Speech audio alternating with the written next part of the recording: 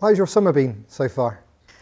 Hectic, if I'm honest. There's been no rest at all so far. Just been busy. Been abroad 3 or 4 times, looking at various games, which has been good. Not only to look at individual players, but to gauge the standard compared to the Championship, and that's been quite eye-opening actually. What I've seen so far, and there's so much to do at the club. It's unbelievable. All positive and all exciting, but we've just got so much to do. Whether it be training ground and the things we need for next season, or recruitment, or making sure the academies align with the first team, and having those conversations. It's very important because obviously the future is coming around thick and fast. You've been linked with about 20 players already this summer, probably the majority of which from Barnsley Football Club, unsurprisingly.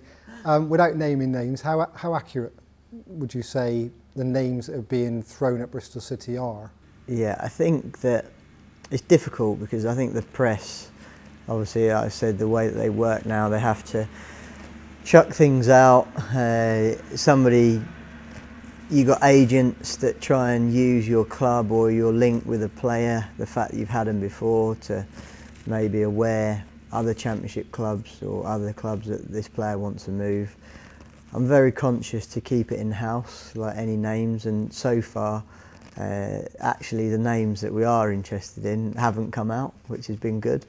Now, as a percentage, of course there's interest in certain players because they're the best players at their level, and that won't just be us, that will be, do you know what I mean, probably 80% of the Championship clubs, and sometimes Premier League clubs as well. So for me it's just a case of keeping our cards close to our chest, because we don't want to be swooped in on, and that can happen.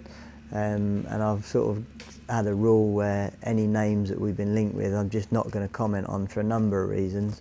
One, not to be disrespectful to the club that owns the player. Two, because I don't want to add weight to and value to a player that we're not interested in because an agent has manufactured this through the press. And three, because I don't want to lose a potential player, or it cost us more by it getting out early. August 6th, we think Bristol City will probably run out Ashton Gate on the opening day of the season because of the Balloon Fiesta this year. How many new players would you like to have in by then, at that date? Oh, God, that's a question. Realistically, 4. I think if we got 4, ideally probably 8. But realistically 4, given what I know now, as far as how things have changed really and how big it's got Championship level. I do think that we're a couple of windows behind. I think I've said that before and I've been honest with that. No fault of anybody's, because the club's making an adjustment and done fantastic to stay in the division. But now that doesn't demonstrate success for us. Success for us is we have to move forward. We want to be competitive, and eventually and as quickly as possible we want to challenge at the top end of the division.